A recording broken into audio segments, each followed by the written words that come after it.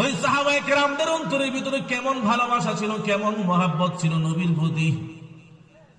আর নবীকে ভালোবাসি জবান দিয়া বলি, কিন্তু অন্তর দিয়ে খুঁজে পাওয়া যায় না। আজ নবীকে ভালোবাসিয়া নবীর সুন্নত তরিকায় নিজের জীবন পরিচালনা করতে পারলাম না। দাড়ির মধ্যে বারবার বেলাট লাগাইলাম। আমার নবী বলেন, শুনে নাও, যে উম্মত আমি নবীকে কষ্ট দেয়, ওই উম্মত কিয়ামতের ময়দানে আমার সাথে কোনো সাক্ষাৎ হবে না। যে উম্মত দাড়ির মধ্যে বেলাট লাগায়, কেমন যেন আমি নবীর কলিজার মধ্যে খুর লাগায়। এ যুবক ভাই সাবধান, যারা দাড়ির মধ্যে এখনো খুর লাগাইতেছো, তুমি মনে করতেছো তুমি নবীর ভালোবাসা পাইয়া গেছো, কিয়ামতের ময়দানে নবীর শাফাআত তুমি পাইবা না।